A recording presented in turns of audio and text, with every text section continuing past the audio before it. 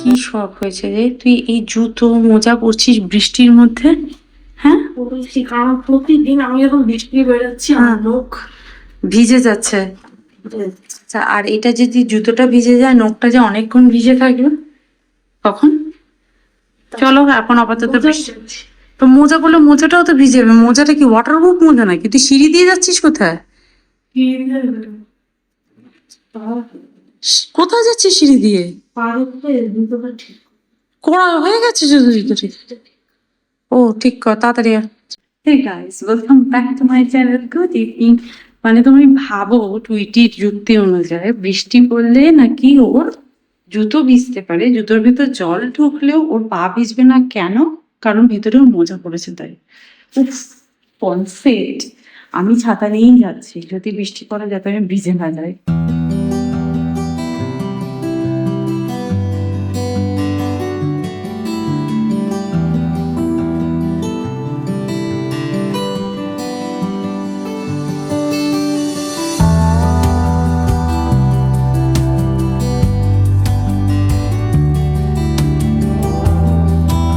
আজকে ডিনারে বানাবো চিকেন টিক্কা মশালা। সেই জন্য সন্ধেবেলায় আমি চিকেন গুলোকে টিক্কা করতে বসিয়ে দিচ্ছি। হ্যাঁ, এগুলো ওই কাঠির মধ্যে দিলে ভালো হতো, কাবাব স্টিকের মধ্যে, বাট একই ব্যাপার, আবার ওগুলোকে লাগাতে হবে, আবার খুলতে হবে। এভাবেই করে নিই, কারণ এটা দিয়ে তো আমি আবার গ্রেভিও বানাবো।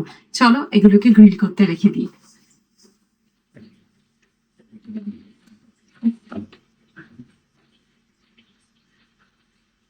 চিকেনটা গ্রিল হোক, পরে গ্রেভি বানাবো, কারণ চিকেনটা টিক্কাটা ভালো করে সফট হয়ে যাবে আর একদম কুক হয়ে যাবে, তারপরে গ্রেভি বানাতে বেশি সময় লাগবে না।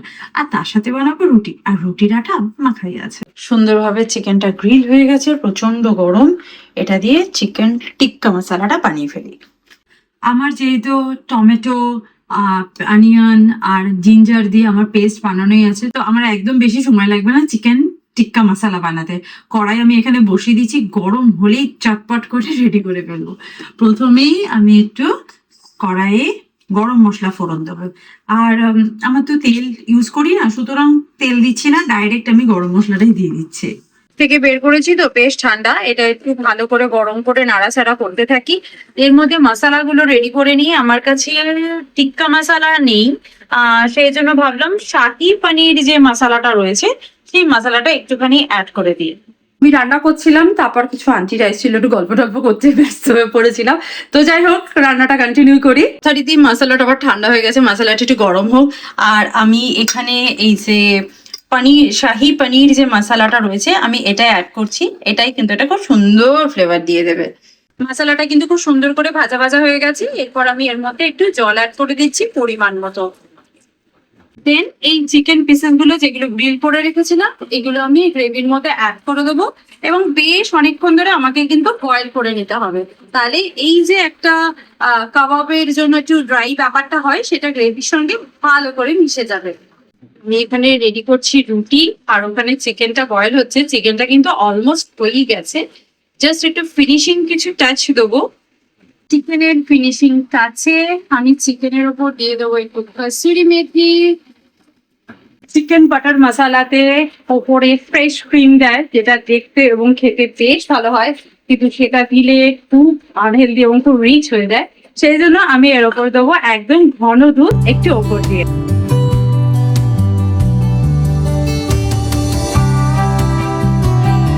চিকেনটা যা দেখতে হয়েছে না, উফ দারুণ। খেতে কেমন হয়েছে সেটা তো আমাদের টেস্টার রানিই বলবে। Look at this gravy. This is oil-free chicken tikka masala. চলো টেস্ট করো আর আমাকে বলো যে চিকেনটা কেমন খেতে হচ্ছে। দিদি উনি বলে দেবেন কেমন হয়েছে। দিদি ভালো ঝাল হয়েছে? ভালো হয়েছে, দারুণ দারুণ হয়েছে। Oil free, butter free. Yam yam yam আমি আমি দেখে ফেলেছি, আমি দেখে ফেলেছি। ও রূপচর্চাটা পরীক্ষা শুরু, তুই দাঁড়িয়ে দাঁড়িয়ে রূপচর্চা করছিস, মুখে প্যাচ প্যাচে করে ক্রিম মেখেছিস তুই গরমে। কি সিটাফিল ক্রিম? তাহলে রিফ্রেশিং ভগবান, পড়া রেডি? পড়তে বস এখন, তুই ঘুমাবি না এখন? তুই দুপুরবেলা ভস ভস করে ঘুমিয়েছিস, আমি দেখেছি। তুই পড় এখন। রাত হয়েছে কি আর ঝমঝমিয়ে বৃষ্টি নেমে গেছে। হ্যাঁ, একদিকে কিন্তু ভালো, রাতে বৃষ্টি হলে এসি চালাতেও হবে না, আর বাইরে খুব সুন্দর ঠান্ডা হাওয়া দেবে। বৃষ্টি চললে রাস্তায় বেরোনোটা কি বিরক্তিকর লাগে একবার ভাবো। তুই দিকে আনতে যাওয়া, দিতে যাওয়া, ওই টাইমটা অ্যাটলিস্ট বৃষ্টি হয়নি, এটা একটা ভালো প্লাস পয়েন্ট বলতে পারো।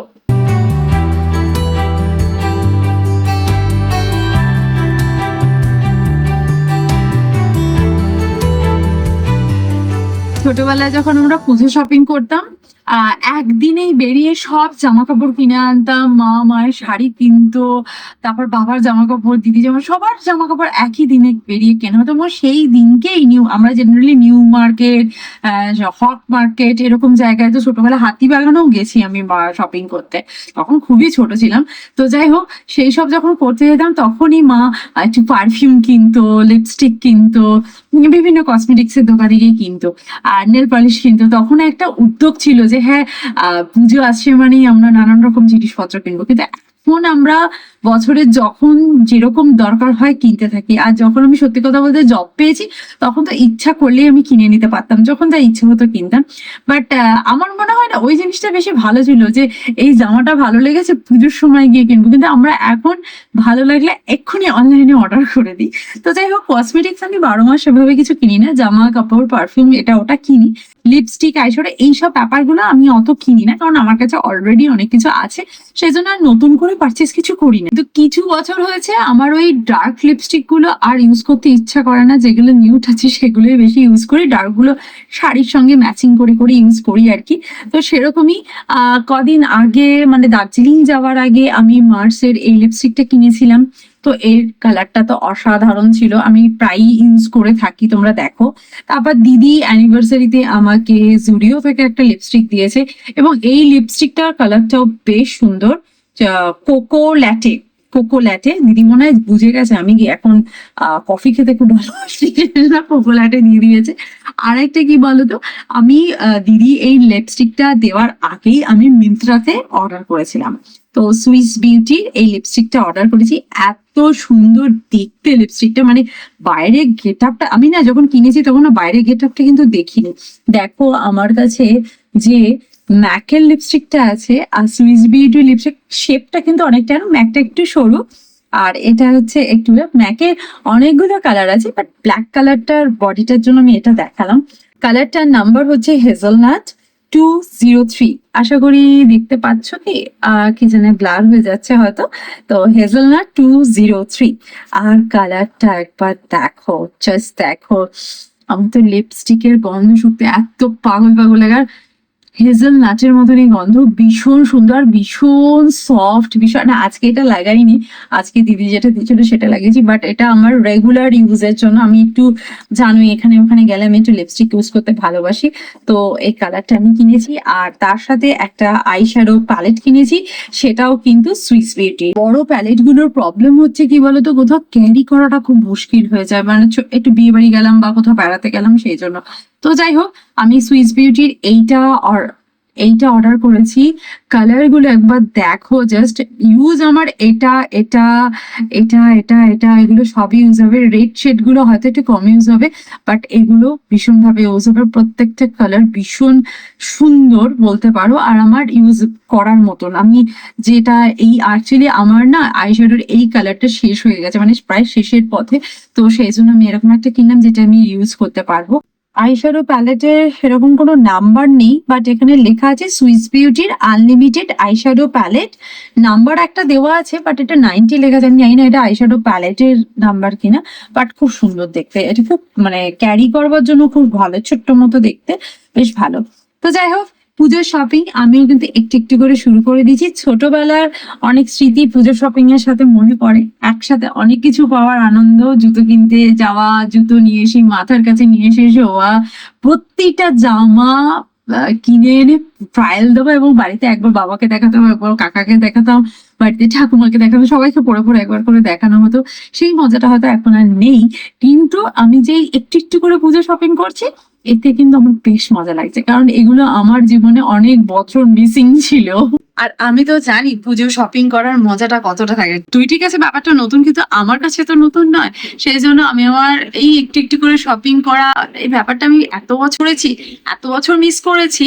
সেই জন্য যবে থেকে আমি ইন্ডিয়া এসেছি, পুজোর আগে আমি একদম, পুজো কেন, আমি প্রত্যেকটা ফেস্টিভ্যালকে ভীষণভাবে এনজয় করে নিচ্ছি। তো আমাদের এখন ডিনার করা হয়ে গেছে, একটু ফ্রেশ হবো, ব্রাশ করবো, স্কিন কেয়ার করবো, ড্রেস চেঞ্জ করবো, দেন ঘুমাতে হবে। এটা আমার রোজকার রুটিন।